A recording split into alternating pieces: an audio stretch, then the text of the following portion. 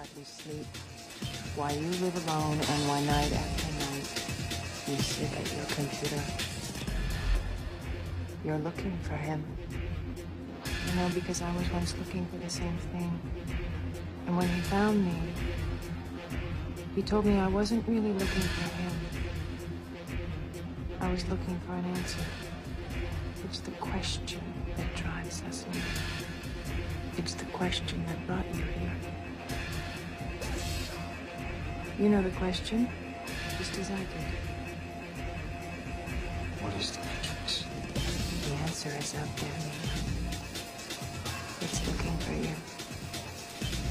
And it will find you if you want it to.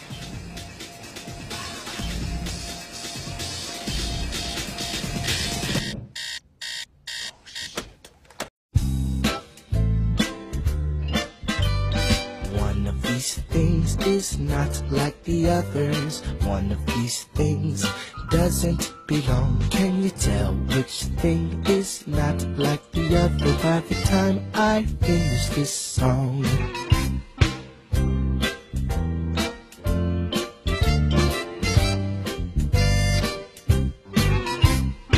Just to get this right, you were actually working today on an exercise that envisioned virtually this scenario. Almost precisely. I was up until 2 o'clock this morning because it's our job, my own company, Advisor Consultants. We specialize in helping people to get their crisis management response. How do you jump from slow time thinking to quick time doing? And we chose a scenario with their assistance which is based on a terrorist attack because they're very close to a property occupied by Jewish businessmen. They're in the city, and there are more American banks in the city than there are in the whole of New York. A logical thing to do. This is an article out of USA Today, and this report came out on April 19th, 2004. NORAD had drills eerily like September 11th, Pentagon Trade Center, among imagined targets. I'm going to describe the design of planned attacks on buildings inside the U.S. and how operatives were directed to carry them out. He told us the operatives have been instructed to ensure that the explosives went off at a point that was high enough to prevent people trapped above from escaping. That's right, that's right, that's right.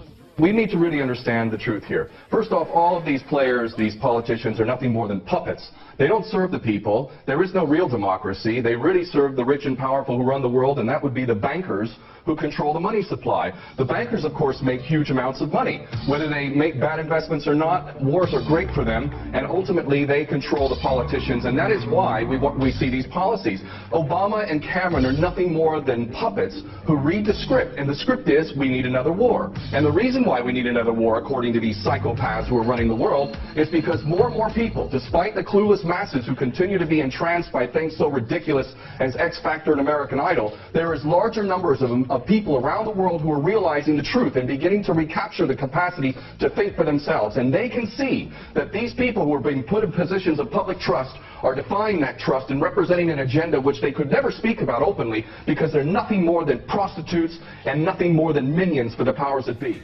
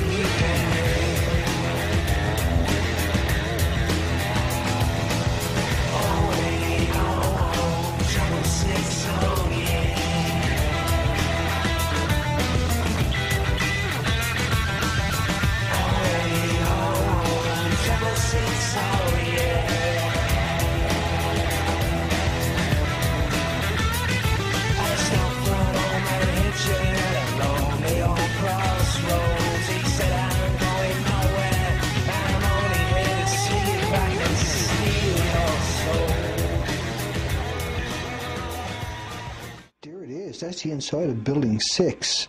The walls are intact, the basement is intact, and nobody has a friggin' clue what could do this.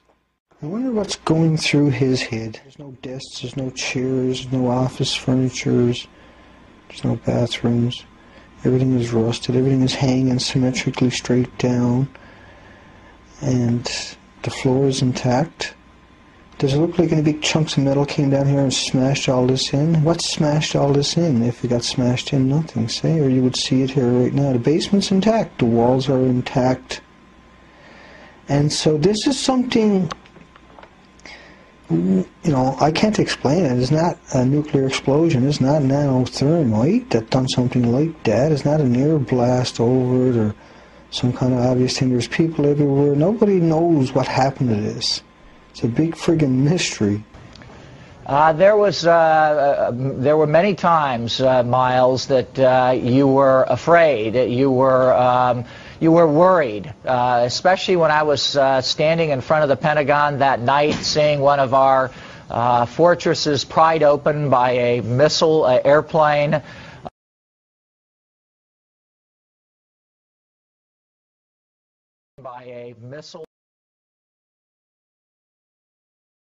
I've seen the pictures. It looks like there's nothing there except for a hole in the ground. Any large pieces of debris at all? No, there was nothing that you could distinguish that a plane had crashed there. Smoke, fire? Nothing. It was absolutely quiet. It was actually very quiet. How big would you say that hole was? From my estimates, I would guess it was probably about 20 to 15 feet long and probably about 10 feet long or 10 feet wide. The people who did the bombing in Spain, or the people who attacked the United States in New York, shot down the plane over Pennsylvania and attacked the Pentagon. Shot down the plane over Pennsylvania. And I just happened to see the van and, you know, hollered over to my lieutenant. You know, I think that could be the van. We checked it out and it was. You know, we were all on edge, obviously, so I really wasn't looking to make friends with these people, and neither were the officers that I were with. Once we started talking to them, you know, they were pretty much like, hey, you know, we're not against you, we're with you.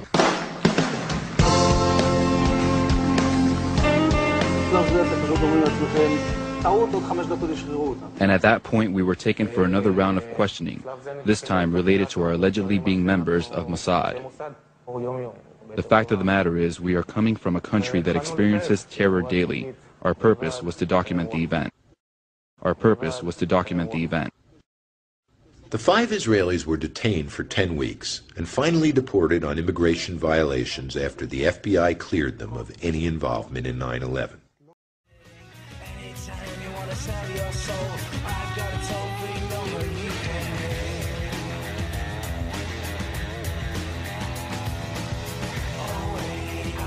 Amazingly enough, 5 Israelis. Israeli intelligence operation. Were there men slapping fives or whatever? Our third story out front, the Terrorist Encyclopedia. That document, among many bomb-related materials, police say belonged to a young couple living in a high-end apartment in New York City's trendy Greenwich Village. The couple, 31-year-old Aaron Green and 27-year-old Morgan Gleedman, are in police custody. They've been charged with felony possession of an explosive with intent to use and felony criminal possession of a weapon. Susan Candiotti is out front with their story. It's not the kind of activity you'd expect in an apartment in a posh section of Manhattan. But when police raided the home of Aaron Green and Morgan Gleedman in Greenwich Village, they found explosive material called HMTD and chemicals used to make it, along with 2 shotguns, a flare gun, and high-capacity magazines.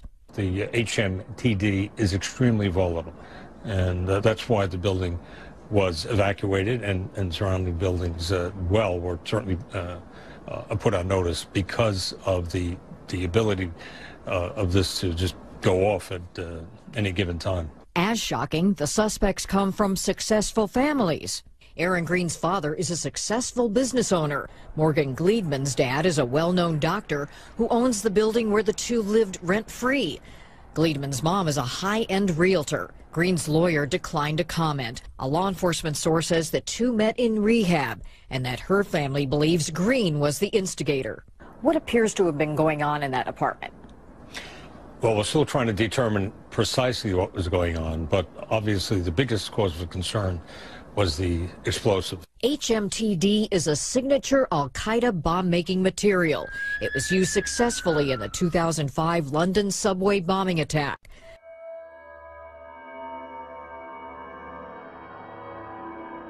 It's hard to erase the fears that something like the British bombing attempts could happen here. We're joined this morning by Yuval Aviv, an international security and intelligence expert and the author of Staying Safe.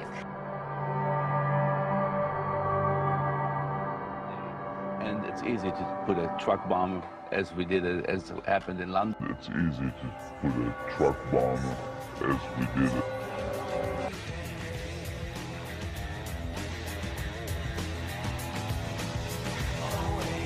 Who in their right mind, Kevin, could possibly deny the 20th century was entirely mine? All of it, Kevin! All of it! Mine! I'm peeking. I'm peeking. It's my time now. It's my time now. I'm peeking. I'm peeking. It's my time now. It's my time now.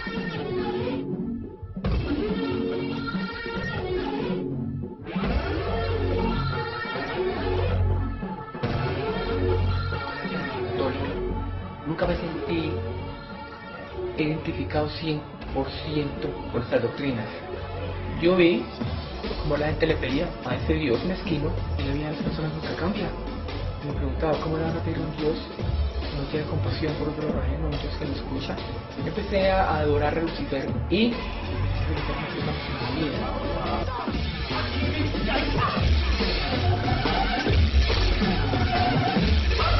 muchísima gente reconocida, personajes públicos que vienen a ese sitio.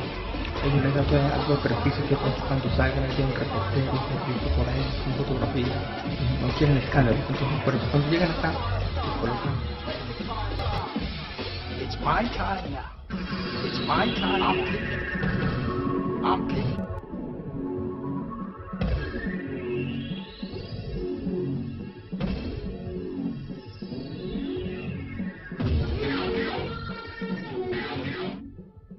Respira paz, respira tranquilidad, armonía. Esto no es sacrificando personas como un pensamiento medio amarillista. No digo que aquí vamos a sacrificar animales.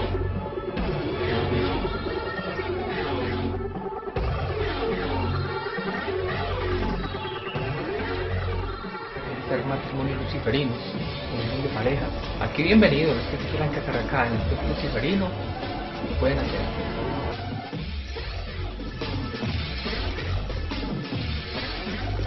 Proyecto muy ambicioso, queremos ser todo en México, pero en Estados Unidos, donde podemos llevar el mensaje luciferino de todo el resto del mundo. I think you're crazy long enough. Find a way out. You try to kill yourself. I didn't try anything. Officially, I was dead for 2 minutes. But when you cross over, time stops. Take it from me, 2 minutes in hell is a lifetime. When I came back, I knew all the things I could see were real. Heaven and hell were right here, behind every wall, every window. The world behind the world, and we're smack in the middle.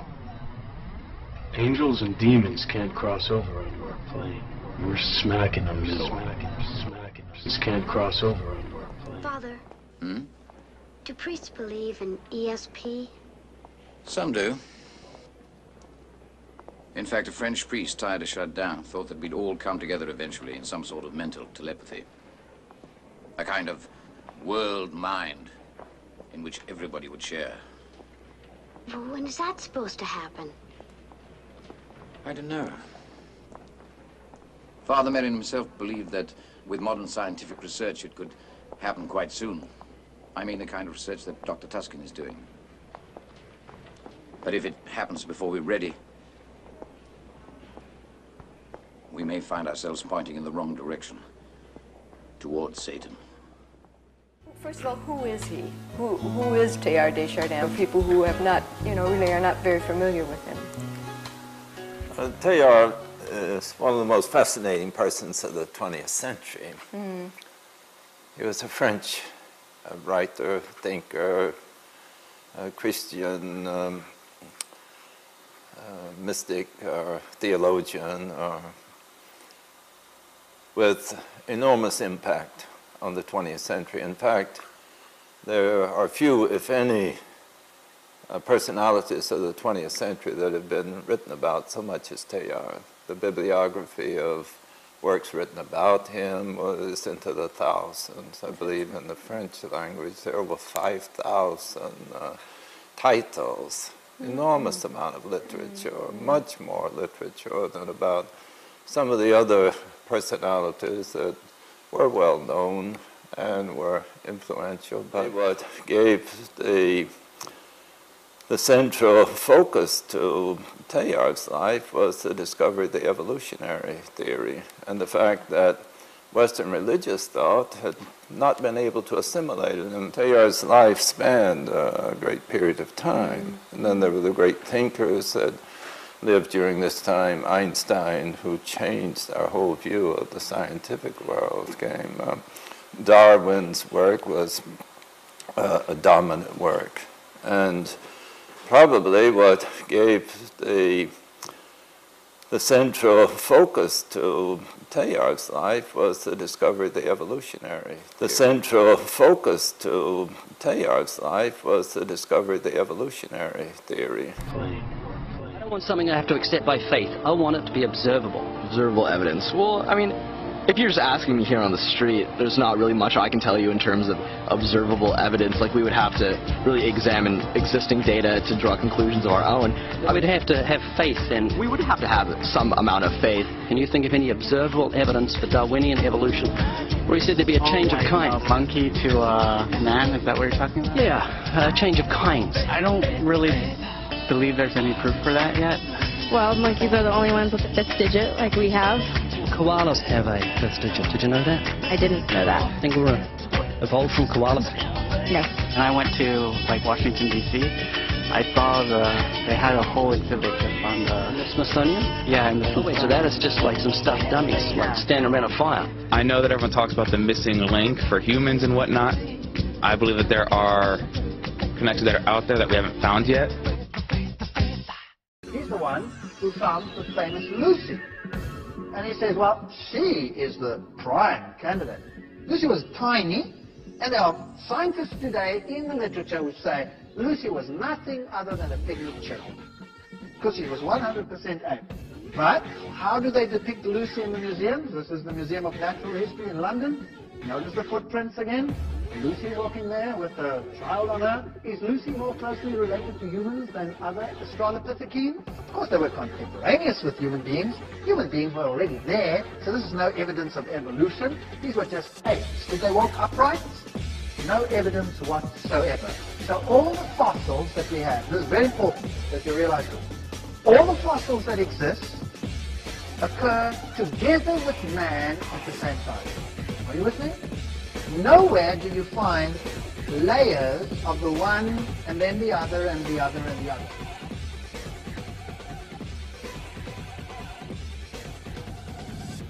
A fossil is not actually a piece of bone. It's really a rock inside of rock. Here, you're my paleontologist.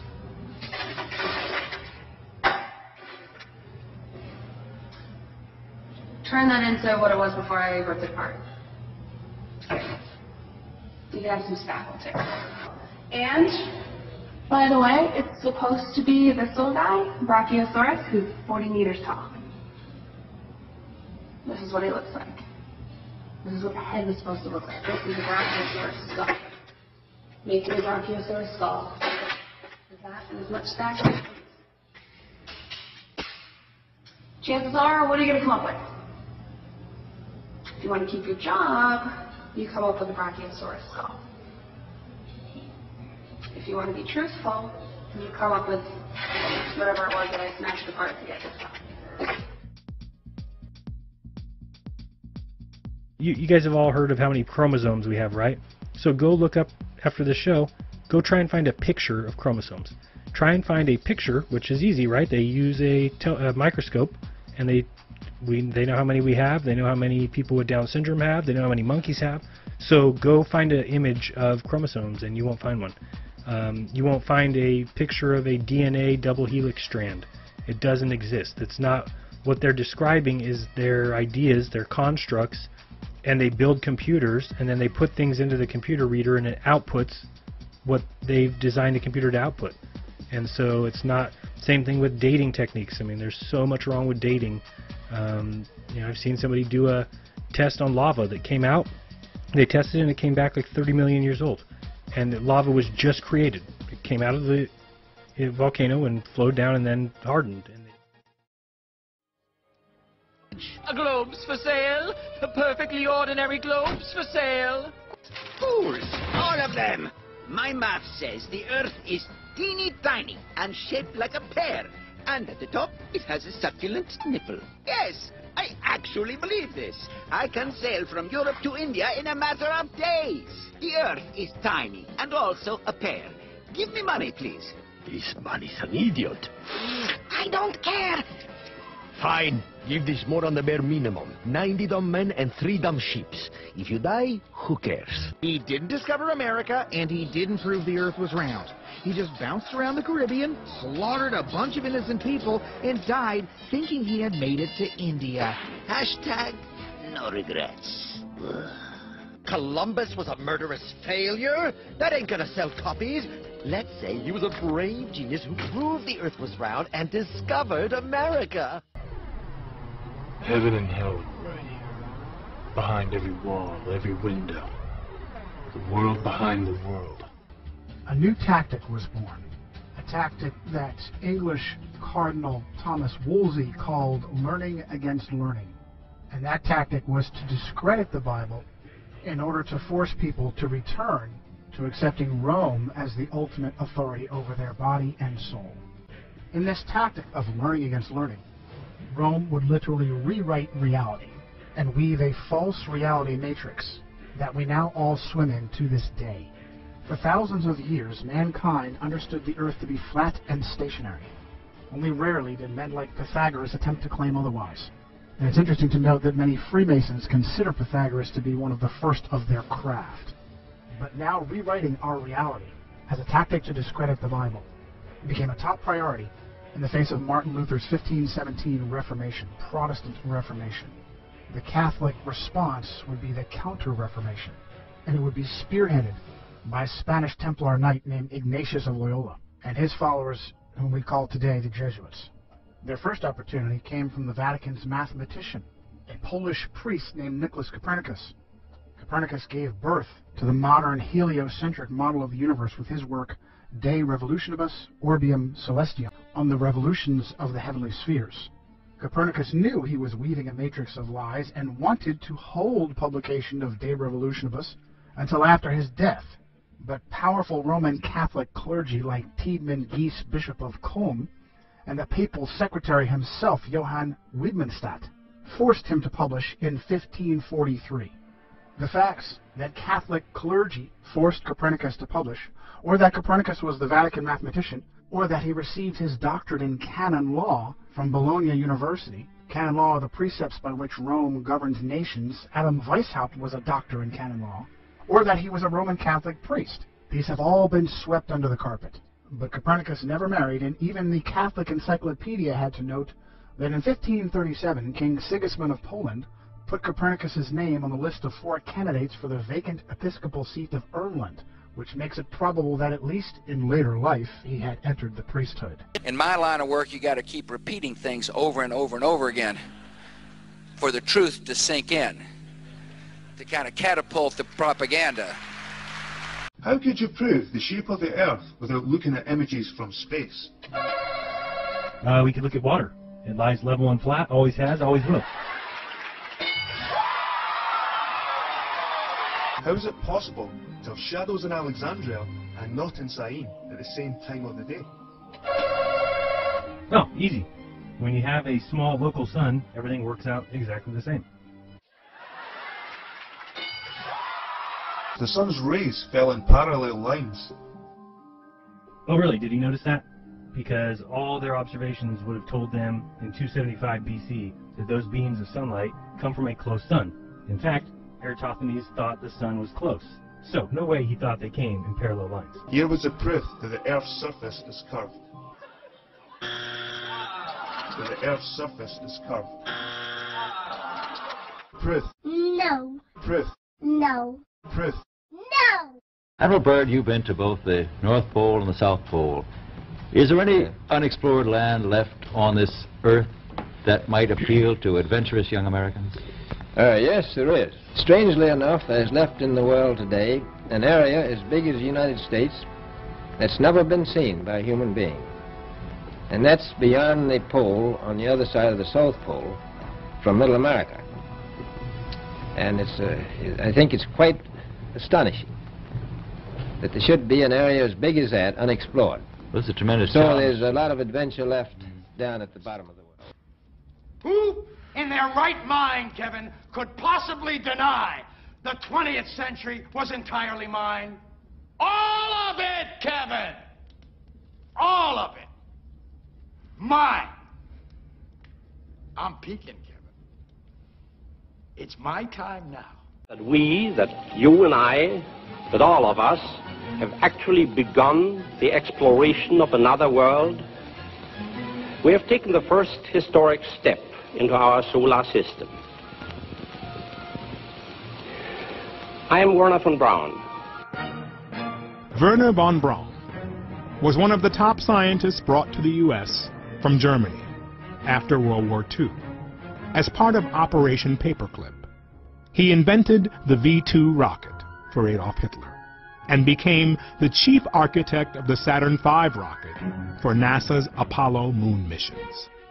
In his deathbed confession, von Braun warned of a plot to pull off the ultimate false flag, using back-engineered alien reproduction vehicles to stage an invasion from outer space. Die, you alien shithead! Pardon me, are you from Mars? It's a moo-moo. Something you want to add to this briefing, Captain Hiller? No, sir. Just a little anxious to get up there and whoop E.T.'s ass, that's all. The big question of, do you think there's intelligent life elsewhere out there? Do you think there is? And if there is, do you think it's visited us before? Well, the big question is there intelligent life on the Earth? And I think not, by looking at the presidential debates. However, we have to look at the fact that just this week, NASA released the fact that 1,200 planets were discovered by the Kepler satellite just this past week. We always learned in school that there were 9 planets if you wanted to include Pluto. Yes, if you did or if you didn't want to. But with all the newfangled telescopes out there and in space, the discoveries seem to keep coming. So Linda Schmidt tells us about NASA's biggest haul yet. NASA's Kepler Space Telescope has made a groundbreaking discovery: 1,284 new planets. This NASA animation shows that it is the single largest collection of planets that have ever been found. I think it's really exciting to find that when you look up in the star, at the stars at night, many of those stars have planets just like our solar system. And now we know that for sure. And now we know that for sure. And now we know that for sure. Very soon, the nations will look to aliens for their salvation. In his blog, he talks about his book. He inserts it. Oh, by the way, I would baptize an extraterrestrial. Read my book. Here's on a program. Would you baptize an extraterrestrial? Director of Vatican Observatory. He is a Jesuit, which means he has a superior who can tell him what to do, and he would have to follow those orders. The Jesuit order is a military organization. So based off what I just said so far, which is supposed to be science, I'm supposed to believe that Jesuits are looking for other Jesuits on other planets to make contact? Like, hey, we're the most evil pieces of shit imaginable. Are you some of the most evil pieces of shit imaginable as well? When you look around at today's society, NASA has interjected themselves everywhere. In NASA and JPL, Jet Propulsion's lab, Jack Marvel Parsons more specifically, all of this is what's considered science, and it all goes back to what I'm showing you. The videos exposing NASA, including my own, are endless. They just continue to go on and on and on and on. Everything that science is based on goes back to two things: esoteric and the Talmud and the Kabbalah. So I guess it's three things. This is what these people believe. This is what science, this is what physics all ties back to. All the way back to John Dee, all the way back to Isaac Newton, and always to the Kabbalah. What I'm showing you here is a few examples of what's called predictive programming. Predictive programming is when they put images or little hints in cartoons, movies, songs, videos, political speeches, so forth and so on, that pretty much predicts the future events that are going to happen. Remember the beginning of this year? This is an incredibly satanic ritual, so much so that the mainstream media actually pointed out that this was an incredibly satanic ritual. You dig what I'm saying? These guys are coming out into the light. They're not hiding it anymore. This entire Gothard Tunnel ritual was basically celebrating them opening the pit, piercing the veil, and allowing Satan to come out of his bonds. I don't know how else to say that. But this entire thing was incredibly, incredibly satanic.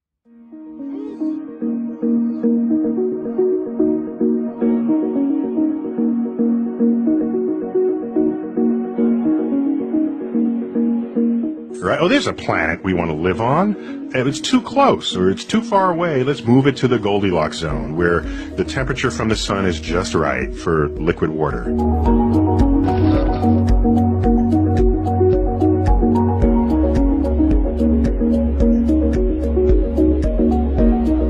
The day that we can start shifting planetary bodies around, like asteroids and then large asteroids, start small, work big, I don't see any reason why we can't just start shifting planets around.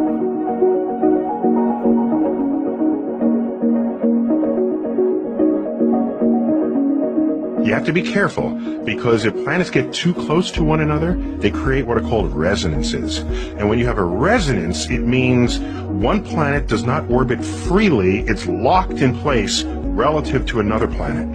And when that happens, or their orbital periods are locked relative to one another.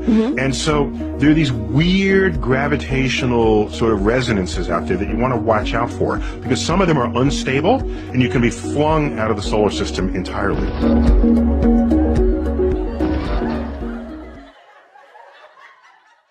It's slightly wider below the equator than above the equator. A little chubbier. A little chubbier. Yeah. Chubby's a good word. It's like pear-shaped. In my line of work, you got to keep repeating things over and over and over again for the truth to sink in, to kind of catapult the propaganda.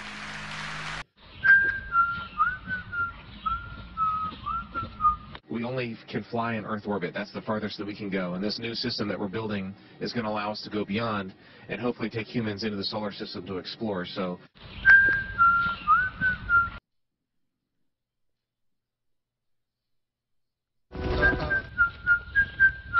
Sensors aboard will record radiation levels for scientists to study. We must solve these challenges before we send people through this region of space.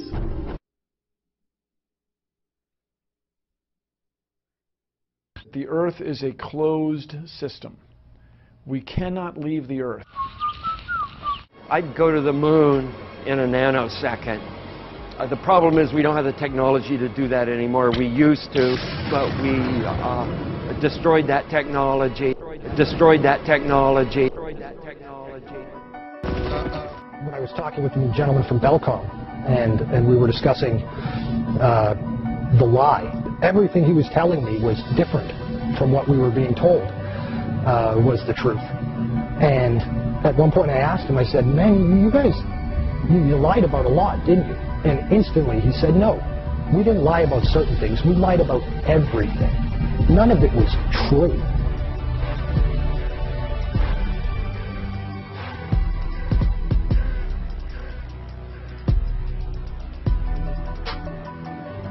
proceed this way. Yes, and proceed this way. Check it out, I was here with none other than my main man, Buzz Aldrin. I know this is a sensitive question, but what was it like not being the first man on the moon? This is basically the biggest thing you could possibly lie about. The best way to brainwash the whole world is to lie to the whole world about what the world is. They've stolen our mind from us and stuck us on a cartoon ball. It is photoshopped, but it has to be. Everything in the sky revolves around us, just as it appears if you look up and use your own eyes, your own senses. The vanishing point of perspective from your point of view, which is what the horizon line is. It is not the curvature of the Earth, as you've been taught. They stole your mind. They stole my mind. Oh, you ever been mind-fucked before?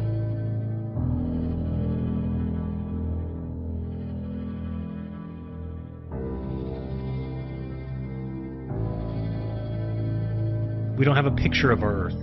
We don't have a picture of our Earth.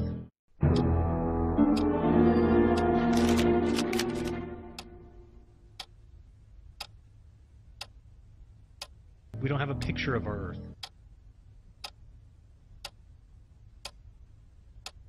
Let's see. Roman numerals.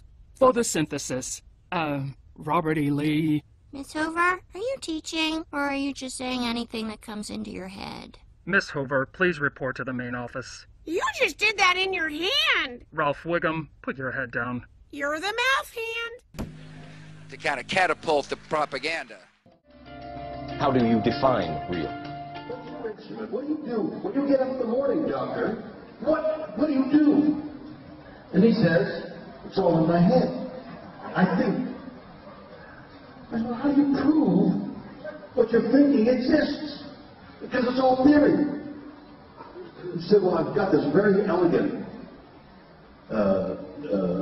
numbers equation, yeah. Very E/B divided into 74. It's all in his head. How do you prove a black hole? How do you know those gravitational waves prove the collision of two black holes? Somehow, eventually, they are able to observe phenomena. No, they can't observe it. It's too far away. It's too theoretical. How do we know what they're saying is true? You know what it really is? It's all science fiction. It's all science fiction. It's all science. Who in their right mind, Kevin, could possibly deny the 20th century was entirely mine? Lied about a lot, didn't you? And instantly he said, no, we didn't lie about certain things. We lied about everything. None of it was true. It's all science fiction. It's all science fiction. It's all science. It's all science fiction. It's all science.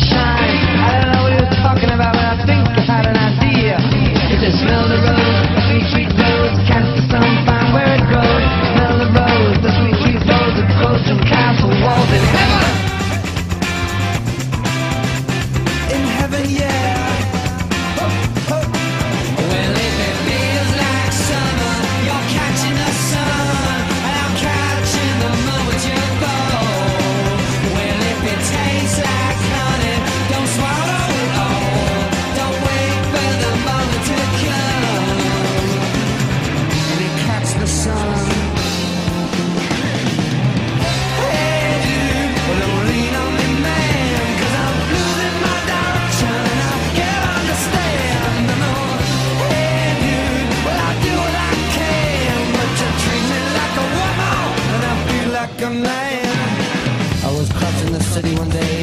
just flashing by me like images of tombstones, images of tombstones. On a Friday night I've seen everybody looking for that little bit of honey to alleviate the pain, to alleviate the pain. Well, if it feels like summer, you're catching a sun, and you'll wait for the evening to fall. I was an airline pilot for Delta for 26 years. A pilot's primary flight instrument is his artificial horizon, which he has to be maintained level to keep from climbing and descending. From a cockpit, weather permitting, I could see hundreds of miles in all directions, viewing cities connected by roads across the flat plain as far as the eye could see. If a pilot is flying around the curve of the Earth, then he should be dipping the nose down, and every 5 minutes he should be dipping the nose down to stay around the curve. That's absolute proof that a plane flies over a flat surface rather than a curved one. Are you the pilot? Am I allowed to say hi?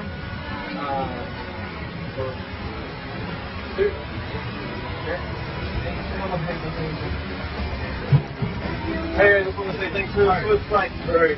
I did have one question. Is there like a specific angle of downward tilt you have to fly at? 3 degrees.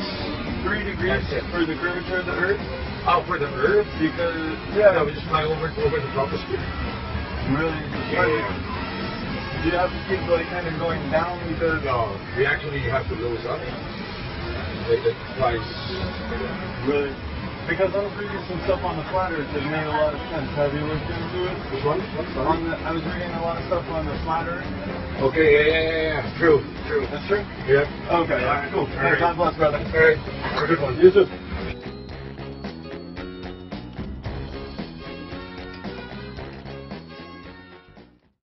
As far as I'm aware, this video is real and is not fabricated whatsoever. We can clearly see in one part of the footage that the sun makes a hotspot on the Earth. The question this video poses is, if the sun is 93 million miles away from the Earth as claimed by modern astronomers, then how in the world is the sun creating a singular, circular, very clear hotspot on the Earth? The Flat Earth proponents explain this simply by saying the sun is not 93 million miles away. It is actually rather close, and so this phenomenon we see makes perfect sense. If the sun is 93 million miles away, then the rays that would reach the Earth would engulf the Earth equally and be parallel to one another, as shown in this graphic. Though I've looked fairly extensively for an answer to this anomaly by the globe Earth proponents, I've yet to find one that is personally satisfactory. The first thing to notice is, if we looked at the universe from some point far removed from our location, we would not see the same concentric shell structure, which is directly contrary to the assumptions of the Copernican principle. In 3D, we can slice open the galaxy distributions almost as if we were looking at the layers of an onion, disclosing the concentric shell structure around us. So every phenomena that you see out there in the universe is all the concentric cells around where? The Earth. I mean, how do you avoid this evidence? Now that is controversial because anyone in the standard cosmology community would not even entertain such a notion. Cosmologists should be open-minded and not suppress, if you like, the exploration of non-mainstream ideas. It seems to make it special, but we don't like being special. It seems to make it special, but we don't like being special. We don't like being special. You figured out a way to reprogram nerve cells to self-heal? No, Mr. Strange. I know how to reorient the spirit to better heal the body. The spirit to heal the body. I spent my last hour getting here. One-way ticket, and you're talking to me about healing through belief. You're a man looking at the world through a keyhole, and you spent your whole life trying to widen that keyhole, to see more, to know more. And now, on hearing that it can be widened in ways you can't imagine, you reject the possibility. No, I reject it because I do not believe in fairy tales about chakras or energy or the power of belief. There is no such thing as spirit. We are made of matter and nothing more. You're just another tiny, momentary speck within an indifferent universe. You think too little of yourself. So this is exactly the mentality that the religion of scientism desires you to have.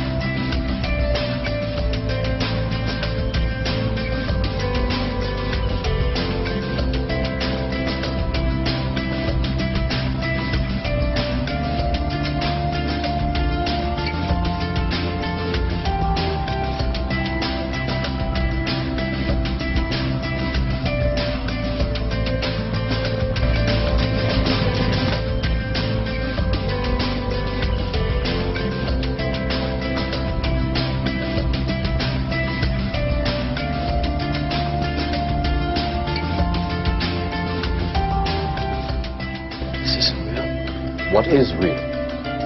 How do you define real?